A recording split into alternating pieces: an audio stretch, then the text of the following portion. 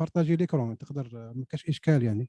I can't share actually now it's okay, now it's fine. Okay. Donc نقدر share Okay. You see my presentation? Yeah. No, not yet. It's okay. It's okay. It's okay. إذن Propose une conférence.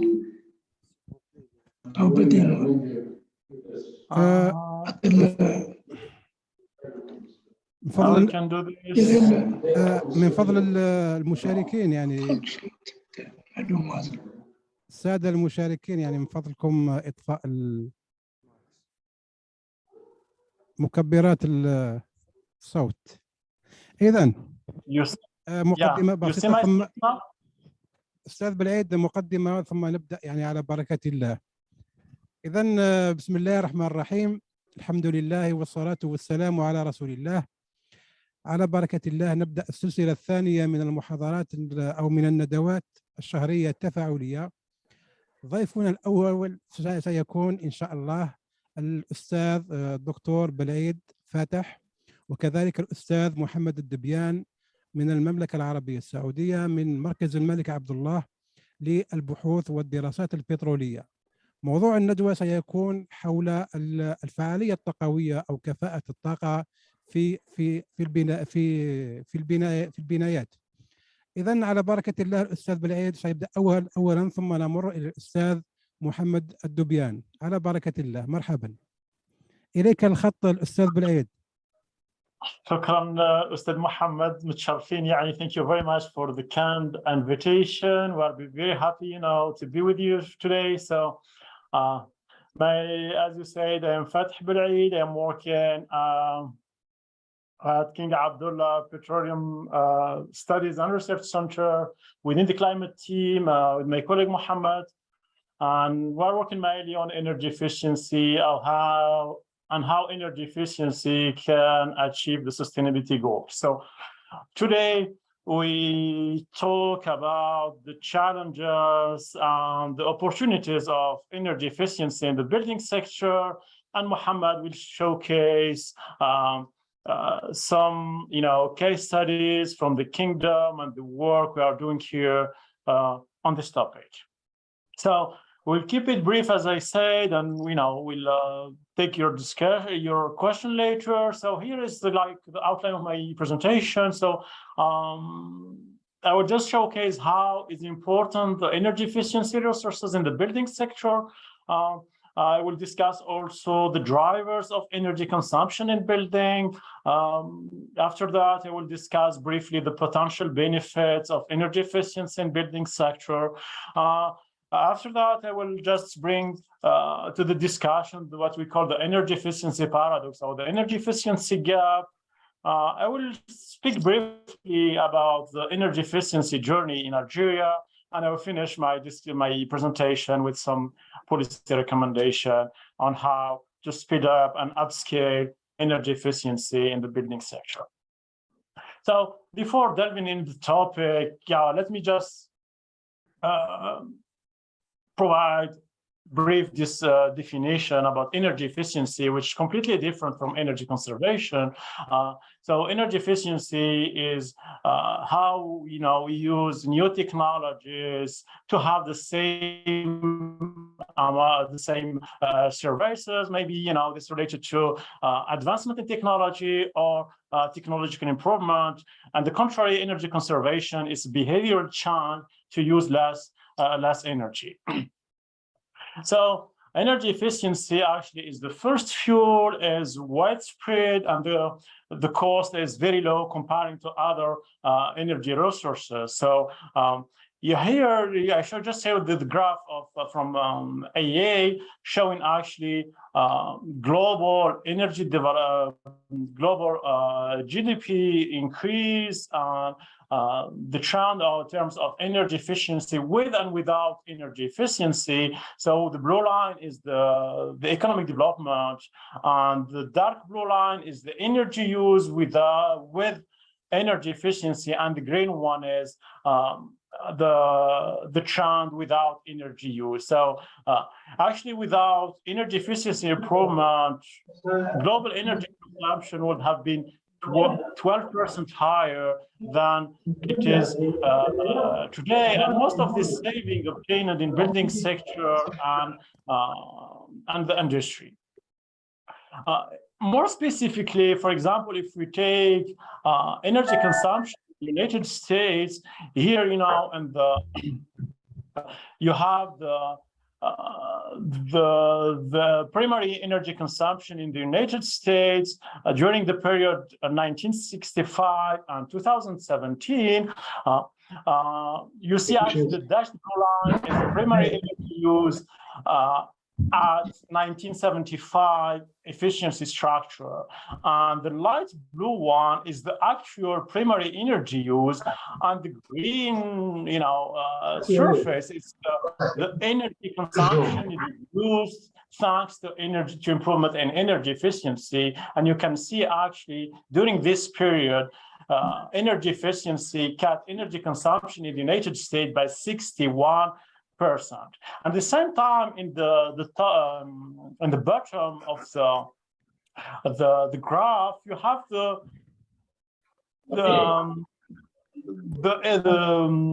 development, the energy, the renewable energy output. Sorry. Sorry, can you share just the screen, the full screen, because it's not clear here. Okay. Yeah, thank you. You don't see.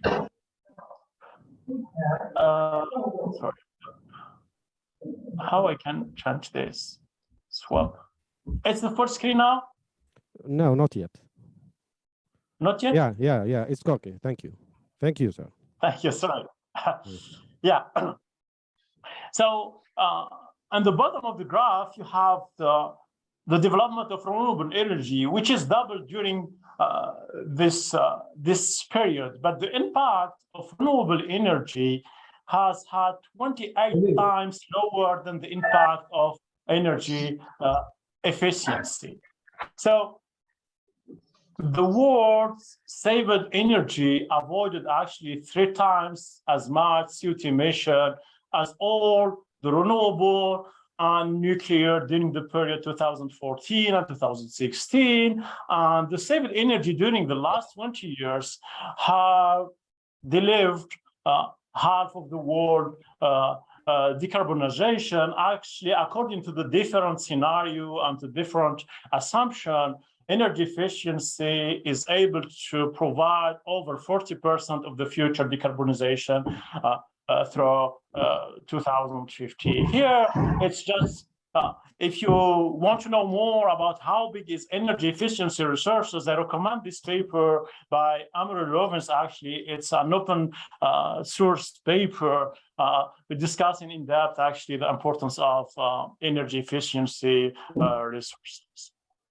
So now let's go to the second point of my discussion, which is the energy demand in building and how we really can improve efficiency in building. As you know, building actually is one of the high consuming sector worldwide. It's around 30% of worldwide energy consumption and about 30% of greenhouse gas emission. Actually, in the kingdom, the building represents around 30% of the total electricity consumption.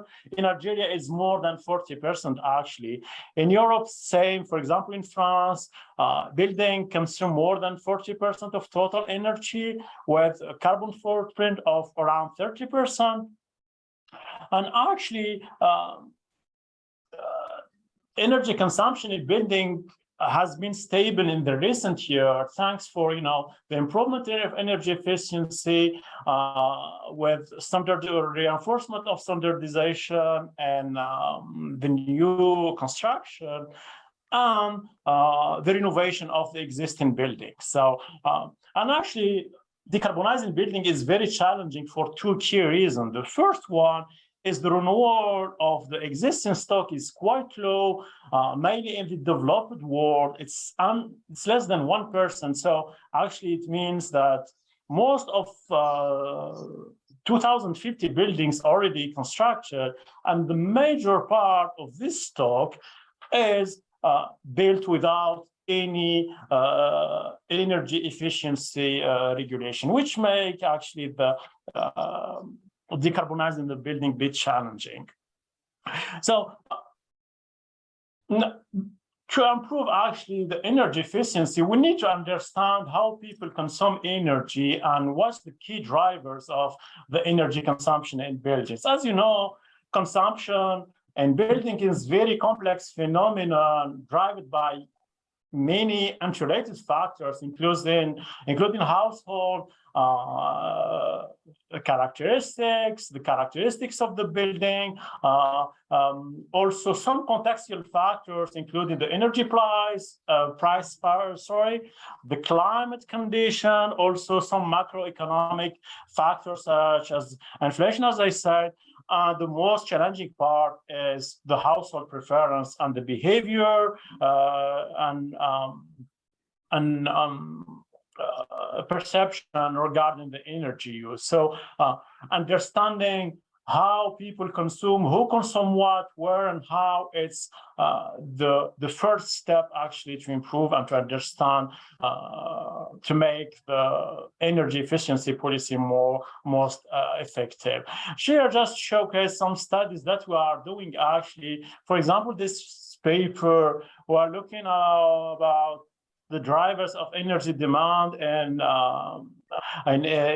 Egypt using quantile and Bayesian regression. These are quantiles just to see actually the drivers of energy consumption across the different distribution of the population, and we can see that the previous characteristics that I mentioned drive the energy consumption with different impact across the distribution.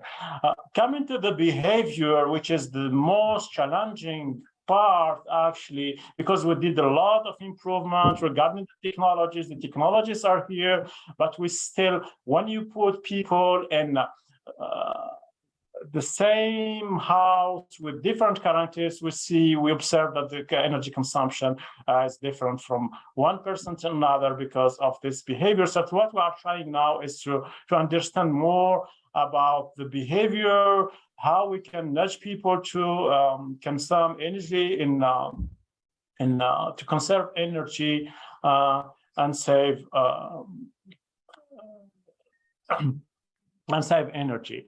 So coming to the energy efficiency and building potential and benefits, as you know, there is an important potential in terms of energy efficiency in different sectors, including industry, transport. But according to the different study, buildings are is one of the promising sector in terms of energy efficiency potential, and actually 80% of this potential is not realized.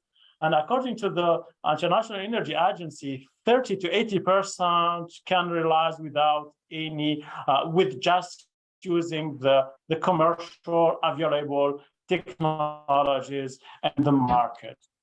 There is this very interesting study conducted by the IPCC IR5 working group, which is like meta-analysis of the international best practices in terms of energy efficiency in buildings, showing that most or the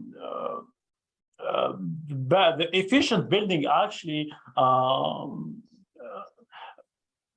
can drive 90% of energy savings without increasing the cost. So in the left hand, you have the energy efficiency of different, building technology for new buildings, and in the right hand, you have the energy performance of existing buildings. So for both actually existing and new buildings, the cost of conservation doesn't change until 80 or 90% decrease of energy consumption. This is just to show that because one of the barriers actually to the high upscale of energy efficiency is the cost, but actually studies showing that we can really harness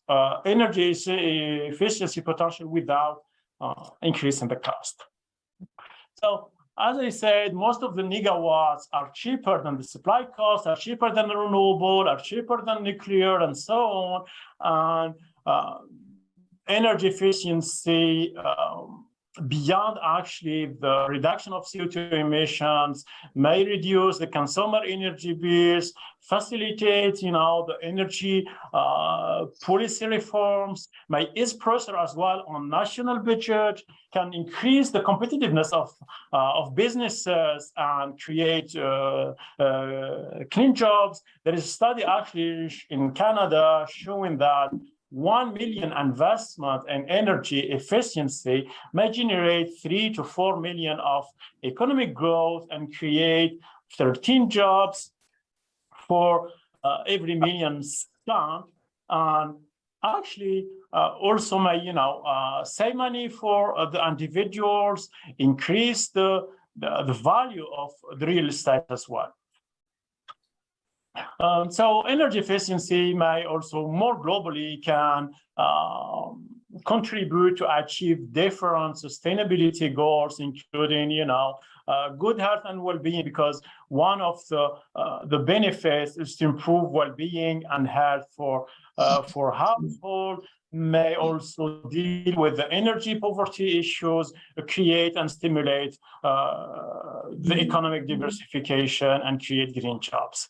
So this has been said, even, despite these different important benefits of energy efficiency, when we observe actually the development of energy efficiency, the development, we see that the uptake is still low, and this, that's why the economic literature, we call it the energy efficiency paradox, which is or sometimes called the energy efficiency gap. This means that individuals seem to underinvest in energy efficiency improvement that have more, many benefits in terms of energy saving, cost saving, and so on. So the key question, why we are not obtaining this economic efficient level of energy efficiency, and what kind of policy may encourage people to invest more in energy efficiency, and what are the possible adverse effects of this different policies. So as you know, energy efficiency choice requires complex process which require investment decision-making at the individual level. And most of the time, the individuals want to minimize their private costs, and the society wants to minimize the social costs. I mean, that's externality and reducing the carbon footprint of the building. And this investment process is characterized by medium, long-term horizon, higher initial investment, and sometimes lower future costs. So individuals don't see actually the benefits of energy efficiency after 5, 10 years, and sometimes more. So, and there is different, variable factor that that individual ignores actually, mainly the future energy prices, the energy saving from investment in energy efficiency, and the potential change in terms of energy policy and the discount rate. So globally, there is two kind of barriers: the market barriers and the behavioral barriers. I rank them from the classical economics point of view to the behavioral economics point of view. So mostly from the classic economics point of view is the market barrier. As the most well-known market barrier is the split incentives actually, and the conflict between the economic agent. For example, if I am owner of house that I am renting, so my objective actually is just to to increase my my benefits from renting my house. And so I don't have any stimulus or incentives to invest in costly energy efficiency solution. And for example, if I am a constructor as well, my objective is to increase the benefits of my construction. So if the cost of the materials are high, so I will choose the less costly materials. And there is this behavior inertia and lack of interest about energy efficiency. So there is different policy response, to deal with this issue. So if the problem is the investment efficiency or such, the market or bias. So one of the most valid policy is to subsidize the energy efficiency investment, provide or offer tax deduction for individuals to help them to invest in energy efficiency, increase awareness about the importance of saving energy and the impact on the climate, enforce actually the uptake by introducing standards on the market and so on. But if the problem is unpriced externality, the most efficient policy is tax on energy. Even this, this policy, we can discuss it because taxing energy may increase the price of energy and might, add some issues for both the vulnerable consumer. There is this energy justice, energy poverty, and so on. So just briefly, we did recently a study to examine actually the role of the, of uncertainty as barrier to energy investment decision. Actually we provide, two instruments, one about, the energy price and another one about the energy saving potential from investing in energy efficiency. So if we ensure for the household a fixed price during 5 years and a fixed amount of saving energy during 5 years, this will increase the energy efficiency uptake by 15%. So this has been said. Let me now say some things about energy efficiency in Algeria. And before talking about the energy efficiency program in Algeria, just give me the context of energy demand and consumption in Algeria. So we have two graphs here. The first graph is about the gas production and consumption, which is on the left, and on the right we have the oil production and consumption. So if you go to the left graph, in blue we have the natural gas consumption, and in the green we have the production. You see that the consumption is increasing steadily, around 5 to 6% per year, and we reach like a plateau in terms of production, and production is decreasing actually. It's about actually 50 or 40% of the production is consumed internally. If we look to the oil production, this is the problem, is that oil consumption is still increasing, but with the production decreasing since 2006 and 2008, and almost 30% of the oil production is consumed internally. And so this may, with this trend of production and consumption, we may have issue of energy security in the coming years in Algeria. So we need really to think about how we to curb this this consumption. As you know, Algeria is a young country. I just changed this picture to show that Algeria is actually a construction city. You know, the urbanization, the population is increasing steadily. So the global consumption actually in Algeria is about 50 million ton equivalent, increased by almost 60% during the period 2010-2019. An annual increase of about 5 to 6%, and the consumption is mainly driven by the building sector, which actually represents almost 33% of the total consumption, and the consumption per capita almost doubled during this period. You know, thanks to economic development realized in Algeria in the last 2 decades. I took some pictures, you know, just to show actually the building sector situation in Algeria. So we have mainly two segments. The first is the post-colonial, which is very old without any, you know, energy efficiency regulation.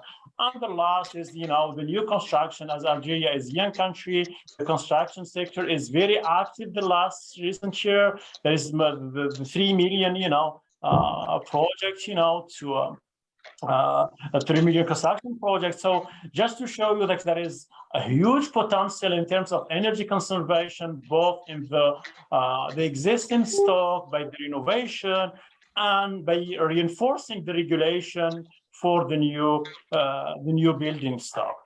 For sure, actually, Algeria is very active in terms, you know, regarding the energy transition, and policymakers are aware about, you know, this climate and energy transition issue. So Algeria has his first energy efficiency program, which implemented in 2006, revised in, you know, in 2011 and 2005. The project, this, you know, program expect to save about 63 million ton oil equivalent energy, which represents almost 38 billion in export value, avoid power of more than 1,500 megawatts, reduction of more than almost 2 million tons of CO2 emission, and creation of 500,000 jobs in the sector. Regarding the building sector, the objective is to reduce the energy consumption of building by 15%. By 2030, the National Energy Efficiency Program for Building and Construction has key 4 objectives: insulation, thermal insulation for the existing building, thermal rehabilitation, the you know, implementation of individual solar water heaters, and the distribution of you know, LED lamps for household and public lighting. This, you know, just to finish with some you know, policy recommendation actually on how to improve energy efficiency and building. So we need actually to have a holistic approach, starting with, you know, having a policy and clear regulation with overarching energy efficiency legal framework, which Algeria have actually some incentives actually and funding sources to, you know, to help vulnerable people to invest in energy efficiency, and having some energy efficiency target by sector, and cost reflecting energy prices, which are very important actually to increase awareness about energy consumption. There is another part of the policy is the data information. We need actually more we know about the context, you know, will, you know, better to inform actually the energy efficiency. So data collection, both, you know, for about individuals and the characteristics of buildings would be very important in informing the policy making process. We need some financing schemes, some innovative business model as well, and we need actually dedicated entity with energy efficiency mandate to formulate, design, implement the energy efficiency program with, tracking and progress on the different targets. This is just some pictures, some case study to show you that energy efficiency is feasible and cost-effective. You have actually the first Manitoba Hydro Place building in Canada. Actually, it uses 70% less energy than a comparable office building of conventional design. And in the green building actually is the House of Energy in Germany, which is the world's first passive house premium building, which generates actually 5 times more energy than it consumes, and it uses just 8 kilowatt per square meter for heating, and this energy is provided by photovoltaic system in the roof of the building. And I want to leave you, with this quote from Eisenhower. Is saying that whenever I run into a problem, I can solve it. I will always make it, bigger. This means that we need stepping back to see all the factors contributing actually to the energy efficiency problem, to make the solution clear and make the problem bigger, may include more solution and more options. It's easier to solve actually the problem of energy efficiency in building if we include the transportation sector, the industrial sector, actually to have this integrative, holistic, to make this our city more sustainable and energy efficient, and all kind of innovation, not just renewable energy or hydrogen or nuclear, but we need also, to think about the design of the building, about the most performant energy technology, the cost-effective ones, but also new financial tools and business models. All this, may combine to create deeply disruptive game changers to improve building energy efficiency. Thank you very much. I will hand it over to my colleague Mohamed. I hope I respect the timing, so happy to answer your question later. Thank you very much. Shukran, Fateh. I just want to ask the moderator to give me to allow me to share my screen, so I have few slides. Yeah, thank you, Professor Fateh Belaid. Can you share, please, the slides and make Professor Aldubyane as moderator, as animator?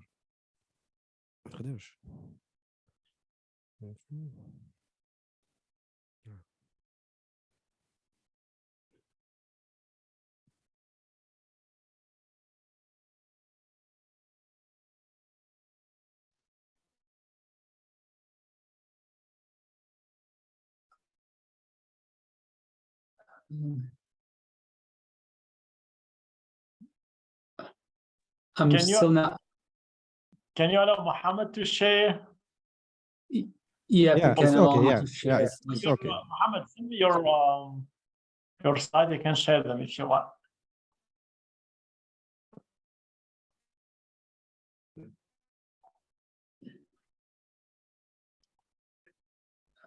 Okay.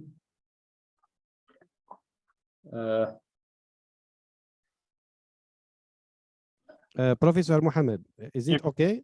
Are you animated? Yes, still I'm not able to share my screen.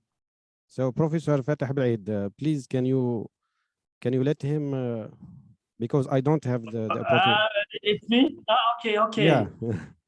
Mohamed, please. Okay, you gave me the okay case. Okay. Sorry. Here we go. Yeah, that's good. I think you can do it now. Is it okay? Okay. Now I share that. I think you can see my screen. It's coming now. Okay. Cool. Yeah. Thank you. Okay.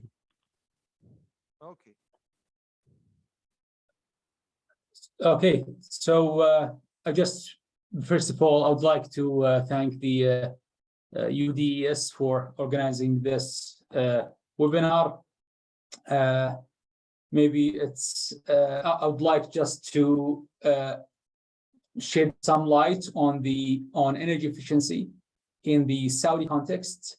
I'll tackle it from two sides. One is the research, and another angle, which is the implementation. So even though Saudi Arabia is an oil-rich country, they has realized that oil is an unsustainable source of energy, and we have a huge chance of using or utilizing this source efficiently and reduce waste. In 2010, Saudi Arabia established the Saudi Energy Efficiency Center, SEEC, with a huge mandate to oversee and control energy efficiency activities in order to enhance the level of energy efficiency within different sectors. In 2012, SEEC established the Saudi Energy Efficiency Program. It's a program that includes different government entities that work collectively in order to achieve the mission of enhancing energy efficiency in different sectors. For example, SEEC, through this program, SEEC work with the Ministry of Commerce to control and regulate the Saudi market, and to ensure all products that consume energy in the market are compliant with the standards that have been set by SEEC. Another example is the effort between Saudi SEEC and the Saudi customs to ensure that all imported products are compliant with the standards. SEEC has been targeting three main sectors, which collectively account for around 94% of the total primary energy consumption in the kingdom. These are industry with 44% of fuel consumption, 29% for that goes to buildings, and transport sector, which is responsible for 21%. So SEEC has been working on improving energy efficiency through three main streams. First is improving and regularly updating the codes and minimum energy performance standards. For example, the regular updates of the insulation, AC units, energy efficiency ratios, and other appliances that contribute significantly to electricity consumption. When we talk about insulation and AC units, we're talking about the most important element of energy consumption in buildings, which is cooling. As a matter of fact, cooling is accountable for more than 50% of total electricity consumed in buildings. The second stream is the public awareness. SEEC has been investing heavily on raising public awareness through different channels, including social media. The third, and I think one of the most important streams, is providing incentives for people to adopt these standards and improve their buildings' efficiency. One of the most successful example is the high efficient AC units program. This program provides a direct incentive, I mean cash incentive, for individuals who want to buy a high efficient AC units. So if I have, if I want to replace an AC unit that I had in my house, I go to a store, I look for a high efficient AC unit, and I immediately get a 900 Saudi Riyal discount on that device or AC unit. Also, the establishment of the national ISCO Tarshid to regulate and oversee all energy efficiency activities among different ISCOs.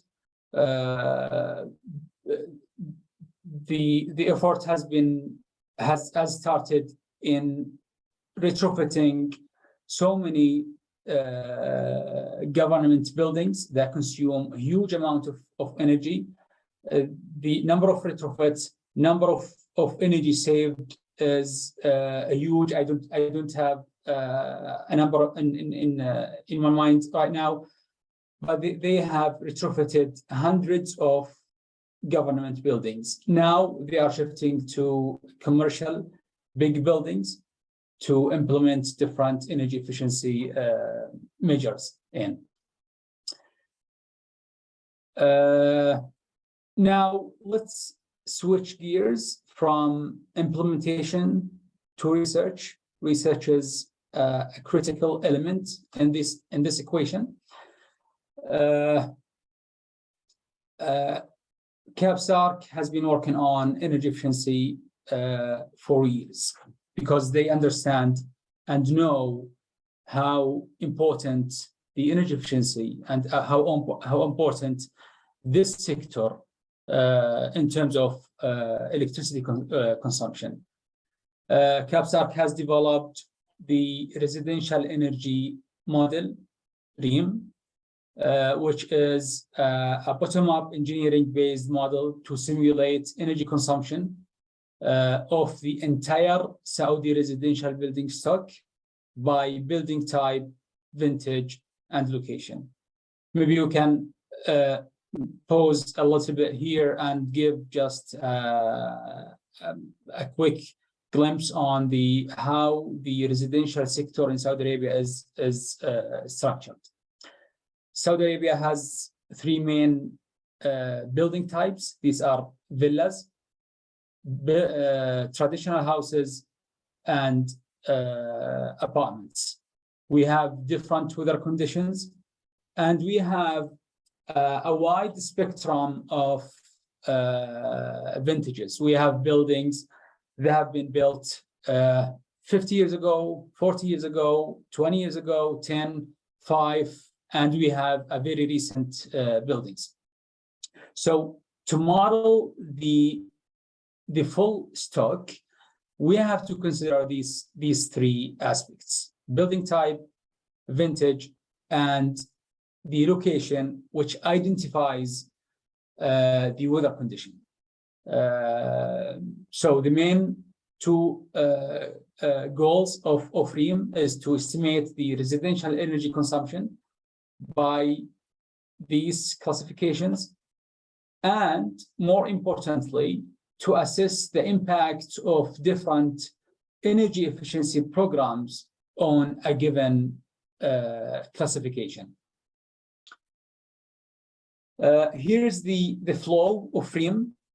It looks kind of complicated, but it's kind of really easy to understand. just bear with me for 2 minutes, because when you get lost in the middle, then that's it. As mentioned, we have 3 buildings type. We have different vintages.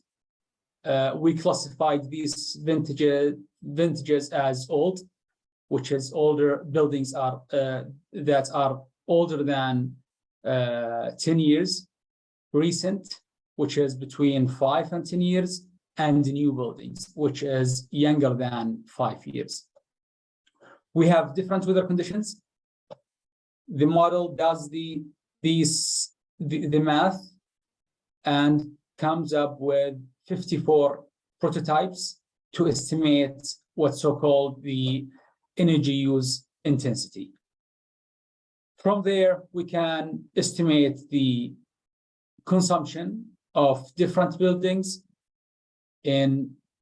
for different vintages in the 13 provinces in Saudi Arabia. In Saudi Arabia, we have 13 provinces.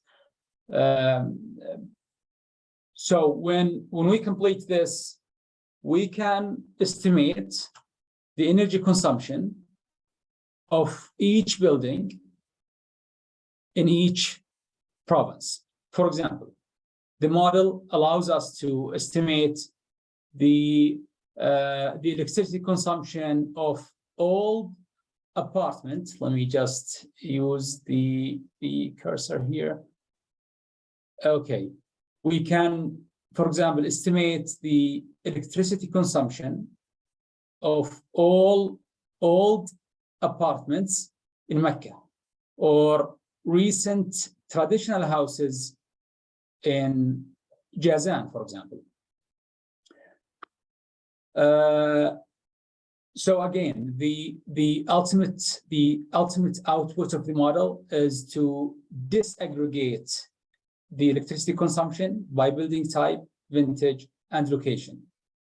So when we do this, we can target, if we have an energy policy that we want to implement, it's waste of time and effort to implement this policy to all buildings, because a given policy might be relevant to one building type, but not relevant to the other.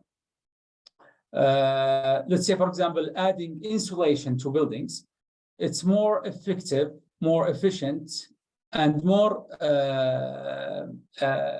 costly effective to add insulation to a building in Riyadh, because the weather is hot, than adding insulation to buildings in Abha, which has a mild climate conditions. And the third goal is to estimate the impact of the rebound effect. The rebound effect is another big topic that we might cover in different session, but in general, it's a behavioral aspect that assess the impact of or assess how people react to different energy efficiency improvements in their buildings. So these are the main three main outputs of the model. I'll stop here, and please, if anyone has question for me or Fateh, that is more than welcome.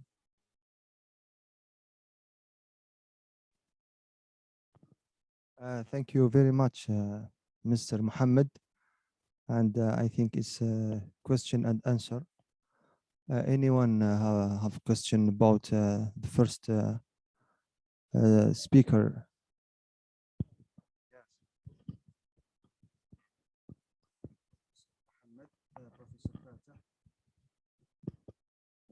Anyone have a question?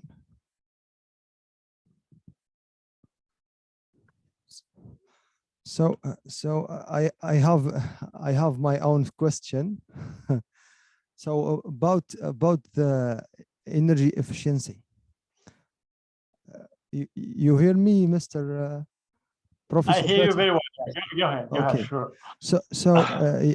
I think this not issue, this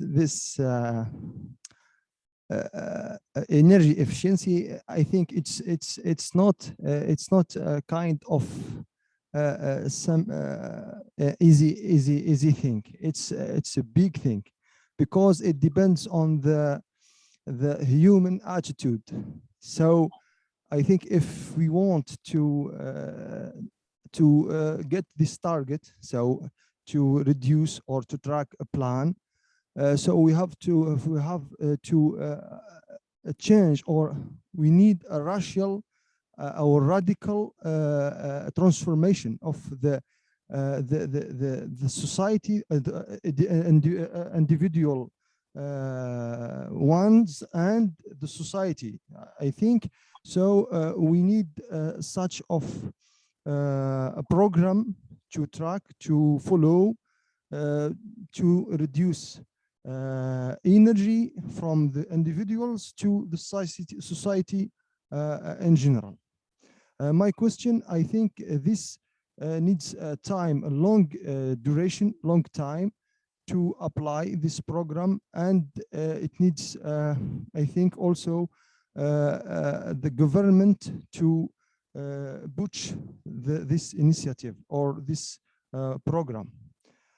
So how do you see Algeria or the third world as, because the efficiency, energy efficiency, we see in Europe and US, in advanced countries, they are very good in that way. But here it's not easy to change the idea or the mentality of individuals to follow what we want. This is my question or inquiry. Thank you, Mr. Fateh. Very interesting question. Yeah,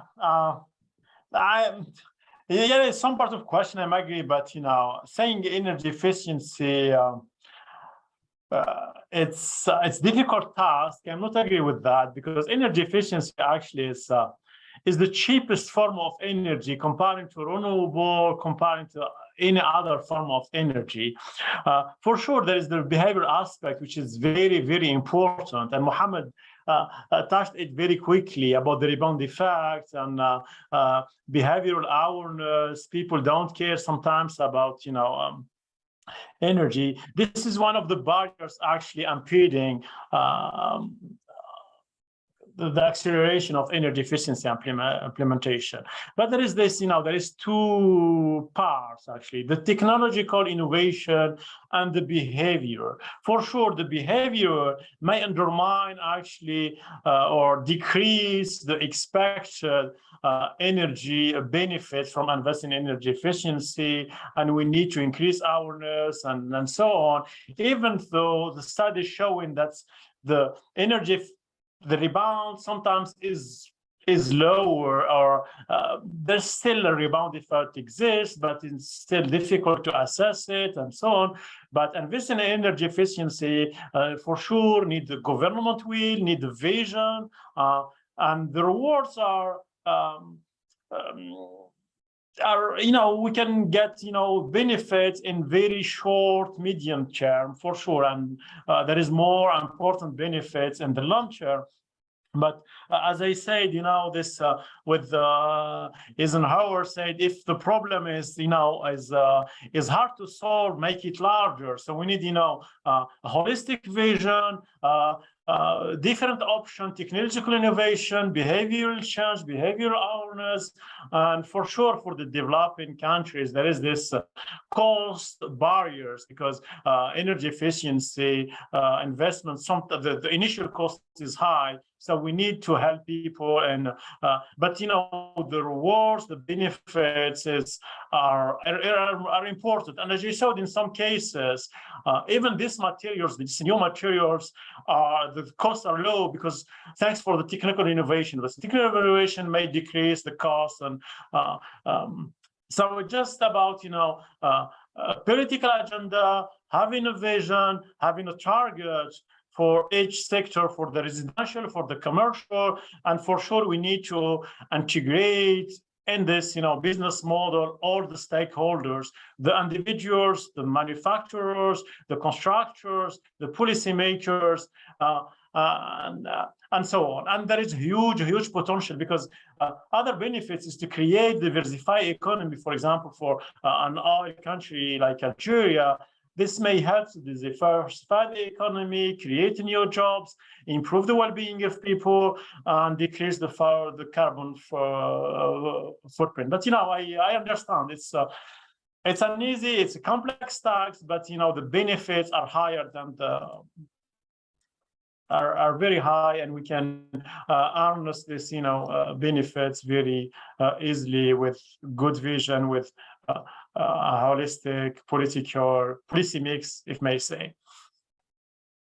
Another question, you can ask your question in Arabic or in French. We can deal with that as well. So feel free to ask your question. Thank you, Professor, for your question, for your response. Thank you very much. I pass the mic to my colleague for another question. Thank you. Bismillah ar-Rahman ar-Rahim. I'm Dr. Fateh here, researcher in UDAS. First, I would like to thank Professor Fateh Belaid and Professor Mohamed Aldubyane for sharing with us their experiences in energy efficiency in building. So thank you very much for these interesting conferences. I have a question for Professor Mohamed Aldubyane. You talked about the model of energy efficiency in Saudi. I have a question. I would like to know opinion about your experience in this field. What do you think about the application or the implementation of this model in Algeria? In other ways, what are the points to take into consideration to success this model in Algeria? I don't know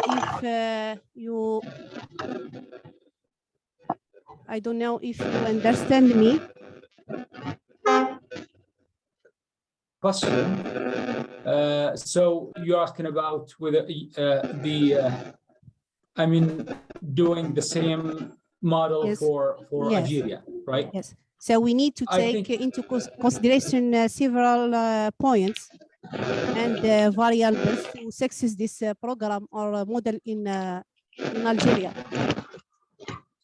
Yeah, I think as long as we have there is enough data to be able to simulate the entire building stock in Algeria, yes.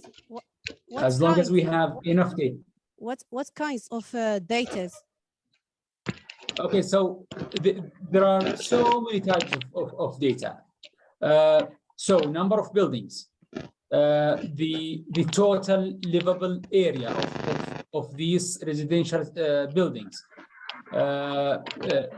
appliances available in different buildings, the distribution of electricity consumption between cooling, what portion of electricity consumption goes to cooling, heating, water heating, cooking, lighting, the other appliances like dishwashers, dryers, also the TVs, what have you.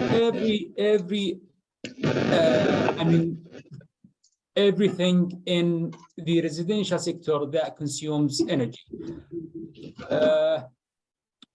As you know, models all models are wrong. There is no perfect model that says, okay, this is the exact consumption. It's just an attempt, an effort to give a good estimation of how this sector consumes energy. So as long as we have data, modeling is, someone with a fair experience in modeling can handle this. The issue that I think the only issue we have been facing is data. Sometime we lack data.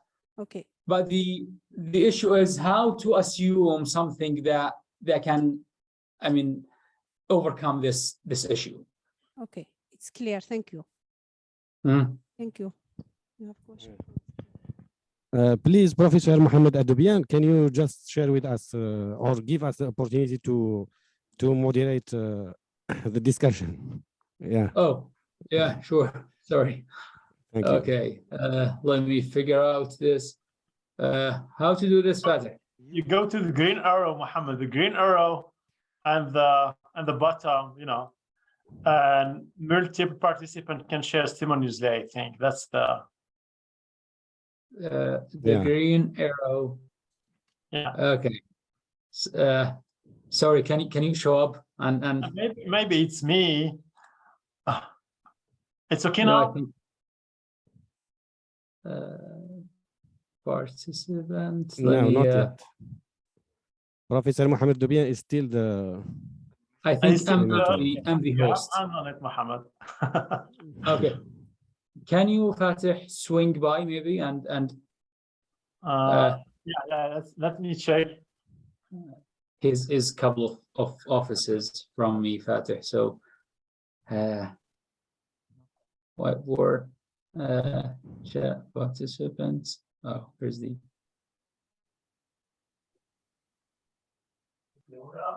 okay, Fateh. Yeah, help. Is this the green arrow, maybe? The green. Click on. Oh, it's not you. Oh. I'm not sure. You stop your sharing, screen share. I did. It's fine. I think that's okay. There's nothing to do from. Oh, really? Okay. Check from one side. Maybe. Oh, sorry, guys, for. Let me just bring it here. So maybe you can guide me how to do this. Is it okay now? No.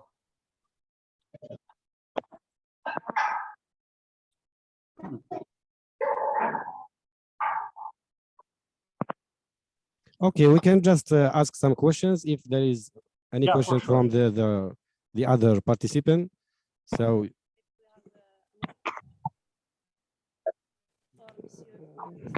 Yeah, sure. Can you please repeat steps to follow in order to implement the program of energy efficiency, please? Sorry? Can you please repeat the steps to follow in order to implement the program of energy efficiency?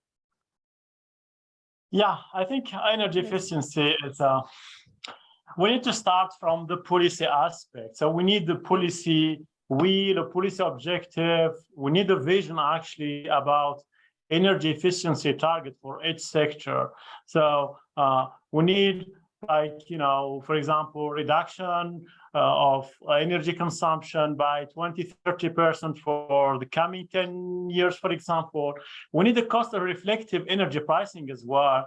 Actually, in the case of Algeria, the price of electricity is very low. So people don't care, you know, there's, I know when it comes to the price reform, this may pose different problem as well, because may undermine the vulnerable people as well. To inform actually this policy framework, policy objective, we need data, you know, coming back to this, you know, Mohamed's model, or we need data to inform, to simulate actually the energy consumption, the reduction, the targets, you know, that we need to achieve. So that based information on how on both energy performance of the building characteristics and household characteristics will be very, very important, you know, to inform the policy making process and to perform this energy efficiency journey. Another step is we need institution or dedicated entity with specific energy efficiency mandate that formulate, design, design the target, design the policies, understand about the context, because each country is different. Actually, in Saudi and here in the kingdom, the most part of the energy consumption in building is for cooling. In Algeria, it's not the case. Maybe the heating and lighting and so on. In Europe, it's mostly about heating. So we need actually to understand this, the share of different, consumption. So we need this authority to conduct such studies or field experiment, collecting data, information to inform the policy framework. The other part is the financing, the investment. As we said, the initial cost of energy efficiency is high, so we need, innovative business model, integrating the whole, value chain, the individuals, the constructors, the policymakers, the locality as well, to both stimulate innovation, to reduce the cost.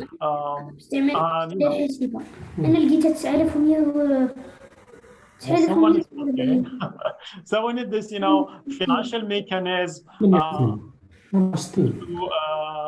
to help to increase awareness about, and there is this behavioral part is very, very, very important.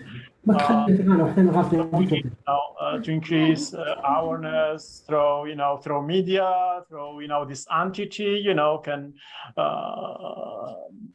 maybe some education program as well for the kids at the school. We can have like, a short program to help actually increase awareness about the importance of saving energy. So through technological behavior, thank you. Thank you very much. Thank you. A remark or so in your opinion, the first step and important step is to have or to get the real database. We cannot start the program of energy efficiency in Algeria or otherwise without a real database. Exactly, without having the information, without knowing the context, without having the information who consumes what, how, without knowing the performance actually of the building stock in Algeria, what kind of segments actually. So Mohamed showed in his model, there is 3 different types of buildings. I showed in some pictures actually in Algeria, there is 2 key segments, the colonial, old buildings with very low energy performance. And there is this new construction, the last 10 years. I think the number of buildings almost doubled within 15, 20 years, and without any integration of energy efficiency aspects. So we need to know actually from where to start, what's actually the priorities as well, what kind of solution that we need actually to improve the information. So data is the key. And we need also this vision as well. We need this will, the political will actually to push and this entity to monitor, to supervise, to show the direction actually in case of Algeria. And trust me, there is a huge potential, economic, social, and environmental potential in Algeria. Thank you, Professor Fateh Belaid. So we have a question and some introduction from Professor Abdelghani Harag.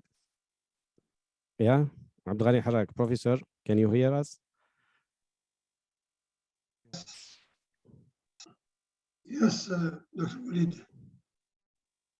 Can you hear me? Yeah, we hear, yeah. Very well.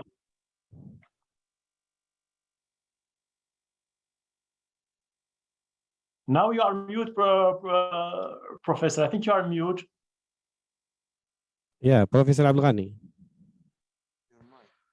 Your mic is still deactivated. Okay. Yeah, okay, yeah. Good? Okay. Yeah.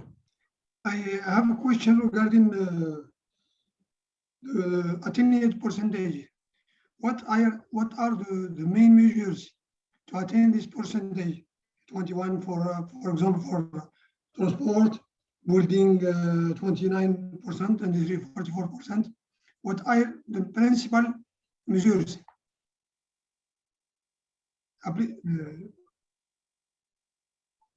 The slides that I showed earlier, they are so these are not electricity. This is the distribution of primary energy distribution in Saudi Arabia. I think we can find this either in different resources. We have the Ministry of Energy.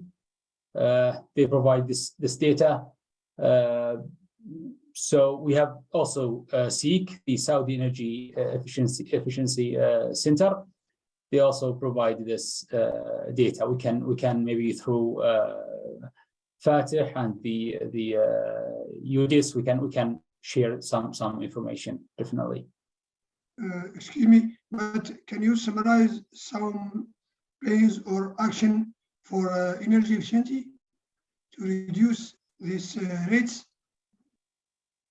For example, for transport, for building, for what you plan to doing for energy efficiency plan, apart the modeling of the consumption of energy in, for example, for building or for industry. What are the main action for energy efficiency? So here at CAPSARC, it's a think tank. We do research, we do modeling, we estimate the potential of energy efficiency in different sectors. We have been focusing on buildings.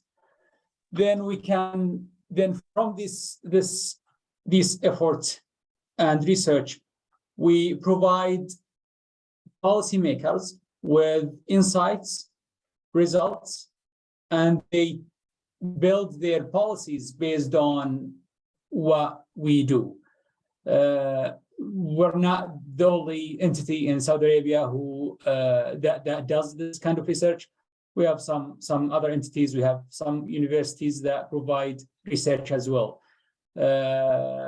So in Saudi Arabia, the Saudi Energy Efficiency Center, SEEK, is the only entity that takes care of energy efficiency based on different research. They do their own research as well. May I add something, Mohamed, to answer the question? Yeah, please. Yeah, another activities adding to what Mohamed said. For example, actually with the Ministry of Energy, we are conducting a huge field experiment to see, what's the impact on how to increase awareness about energy efficiency through providing information for consumers about their historical energy consumption and comparing the consumption to the neighborhood. So it's a random field experiment. We're targeting more than 100,000 people in the kingdom to understand actually impact of information on their behavior regarding energy consumption. Also with Mohamed, actually, we are conducting a study for SEEK, which is the entity in charge of energy efficiency in the kingdom, about the importance of smart energy devices in reducing energy consumption. So the kingdom is very aware. They're doing a lot of efforts regarding this energy efficiency in building. There's also the deployment of 3 million smart meters recently, actually, as part of the strategy of building decarbonization. So actually, we are helping the energy ecosystem with some insights about the energy demand in building, building simulation, and so on. Okay. Thank you. Another thing that just came to my mind, there is, for example, SEEK, they have an awareness campaign actually since 2014 to increase people awareness about the importance of saving energy efficiency since 2014, actually. How about transport and industry? There is also effort in transport and industry, but we are building, guys. But for sure, there is work on transport and industry, but we are not too much involved. We don't have to. Maybe Mohamed have more information than me, but information, Professor Aldubyane. For example, when it comes to labeling, all new cars have to be labeled. So each car has a label, and that label says this car, how efficient this car is. We have a labeling system by stars. So some cars, for example, the big SUV cars, usually the rating is low.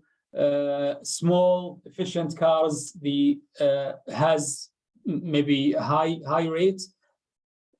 That doesn't change anything. However, it tells the consumer, okay, before you buy a car, look at this label.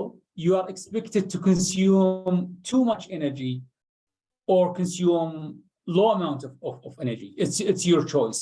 So it's kind of awareness rather than just tweaking the car itself to consume less energy. Okay, thank you. Thank you. So I have a question to Professor Fateh Belaid. So first of all, I thank you for sharing with us this important information and this very interesting conference. So we know that many variables go into achieving energy efficiency, including climate, site conditions, and household behavior. So my question is, how do you study the variable of the climate? It means do you develop some models to predict and forecast the change in climate parameters such as temperature and irradiation? Thank you. Yeah, very good question.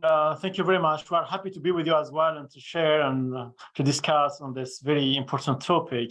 Yeah, for sure. For us, actually, for the climate, we are using, the heating degree days and the cooling degree days to correct actually the energy consumption. To correct it from the climate. This is the way that we are using it in this statistical econometric model. But there is the more sophisticated approach, but it's time and costly. So for the moment, we are just using, the heating or the cooling degree days to correct, the energy consumption, to isolate actually the climate effect. Yeah, thank you, Professor Fateh Belaid. I have a question to Professor Mohamed Aldubyane. So my second question is about the aims. So you can estimate the impact of various measures or various parameters such as electricity consumption, peak demand, and carbon emissions. So can we know what are the energy sources to which the study of energy efficiency is applied? For example, the energy produced is from fossils, gas, or from renewable energies. Thank you. Yeah, sure. So the modeling now we are taking care of the consumer side or the consumption side of this equation. We have supply side, we have demand side. Energy efficiency could be in both sides, in energy efficiency in production side or in consumption side. Most of the effort has been on the consumption side, because when we ensure that the consumption is efficient enough, then we can allow for lower the demand on the supply side. When we lower the demand on the supply side, we can control the mix of fuels. We can integrate renewables, we can integrate gas as well. Because one of the most important benefits of energy efficiency allows renewable energy to be utilized. Let's say if given the current consumption for Algeria, for example, we need maybe this amount of solar panels. When we reduce the demand, electricity demand, through energy efficiency, we reduce the need for renewable energy. So we make it easier for us to add renewable energy to the equation. So they are linked together. The supply is very much linked to the demand. Energy efficiency in one side absolutely alleviates the or change or impact the other side. Thank you, Professor Mohamed Aldubyane. So we have a question from Dehbi, I think. Dehbi, do you hear us? Yes. So you can, you can ask a question. Yes. Good morning, everybody. Thank you very much for your presentations. My question is about, as we know, in Algeria, there are many areas that those are suffering from the high temperature, especially in summer. The climate is in Sahara is almost closer to such as Saudi Arabia. We want to benefit from your experience in this in building and what are the solutions those are you done or you did in order to reduce the consumption of electrical energy for heating or for cooling the climate in rooms and the building. Thank you.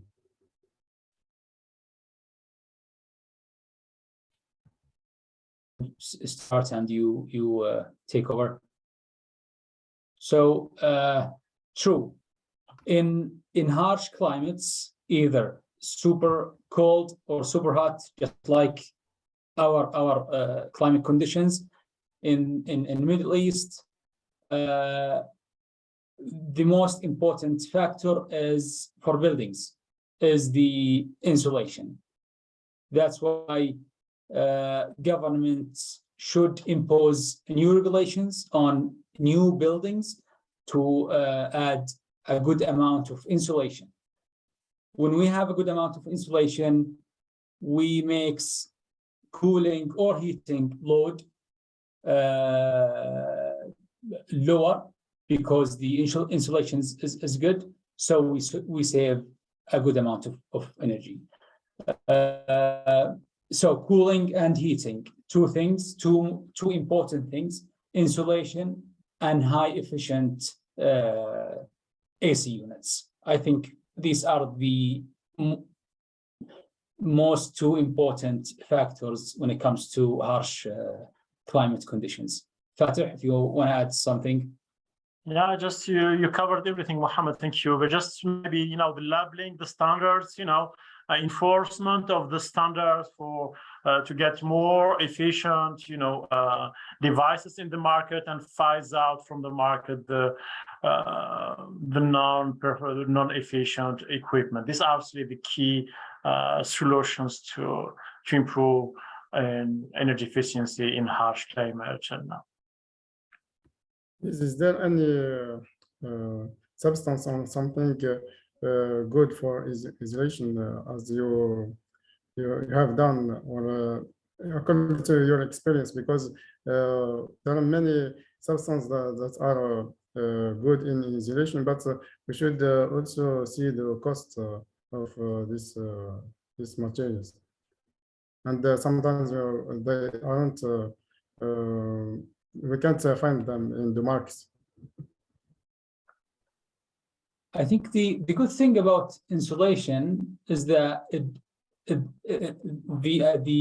the materials for insulation is really light and affordable. For example, when we talk about you can guys, I'm not the expert in constructions, but I think when we talk about, for example, polystyrene, it's kind of light, not heavy, really affordable material that can provide a good amount of insulation for buildings. Okay, thank you very much. Thank you. Thanks. Thank you. So I think if there is no other question from the other participant, yeah, is there any question? I think, yeah, there are no questions. So I give the wrap up. Actually, people, maybe it's time to leave. yeah. إذا الأستاذ فاتح والأستاذ محمد كانت في الحقيقة مداخلات في المستوى رائعة. شكرا جزيلا لكم. تساؤلات الأساتذة الحاضرين كانت رائعة كذلك، كانت إضافة إلى هذه الندوة، إضافة قيمة لهذه الندوة. كذلك حضور البروفيسور عبد الغاني زادها يعني جمالا وبهاء. شكرا جزيلا أستاذ عبد الغاني. وكذلك صديقنا الأستاذ ذهبي حضوره معنا كذلك، والأسئلة يعني وتدخلات في المستوى. ففي الأخير بودي أن أجدد الشكر إلى الأستاذ فاتح بلعيد، وكذلك الأستاذ محمد دبيان من مركز الملك عبد الله للدراسات والأبحاث البترولية، البحوث البترولية. شكرا لكم على هذه المداخلة، على هذه المحاضرة. وأكيد سيكون هناك يعني جزء ثاني لهذه المداخلة، ربما بعد مدة، بعد سنة، بعد 6 أشهر، ربما سنلتقي في موعد آخر لتكون تتمة لهذه المحاضرة. كذلك أشكر كل الحضور الذين حضروا معنا هذه الندوة من جامعات جزائرية مختلفة، من شرق الجزائر وغربها ووسطها وجنوبها. كذلك أشكر زملاء الأساتذة الدكاترة الحاضرين معي هنا على التنشيط وكذلك على الأسئلة. فكلمة أخيرة للأستاذ فاتح والأستاذ محمد ثم نختم هذا اللقاء. شكرا جزيلا أستاذ محمد. really يعني متشرفين، يعني شرفتونا. It's been a great pleasure, having us, and inshallah we'll have a chance to meet in person, maybe in Algeria or here in the kingdom, and we keep the discussion, inshallah. And thank you very much. We'll be very happy to be with you, and thank you for the great discussion. Thank you for all the participants, and inshallah we keep in touch. And the world now is small, so just we have our emails. Just drop us an email. We'll be happy to answer your question and help, inshallah. And Algeria is an amazing country, as the kingdom is, so there is a huge potential. It's a young country. There is a lot of things to do in different space, not only in building, but in economic diversification. There is a lot of energy there, so save it and use it efficiently. I think this is my last word. Thank you very much. شكرا جزيلا. أستاذ محمد. شكرا جزيلا للاستضافة، وبإذن الله لعله يكون في هذه فاتحة لتعاون، أيضا النقاشات. شكرا للأسئلة، شكرا للحضور، ونراكم إن شاء الله قريبا إن شاء الله. إذا شكرا للجميع، يعني بدون ذكر الأسماء، كل الحاضرين، الأساتذة المحاضرين، شكرا لكم. سنلتقي إن شاء الله الشهر القادم في محاضرة أخرى في يعني في مجال آخر بإذن الله. شكرا للجميع، والسلام عليكم ورحمة الله تعالى وبركاته. السلام عليكم. دمتم في رعاية الله. السلام عليكم.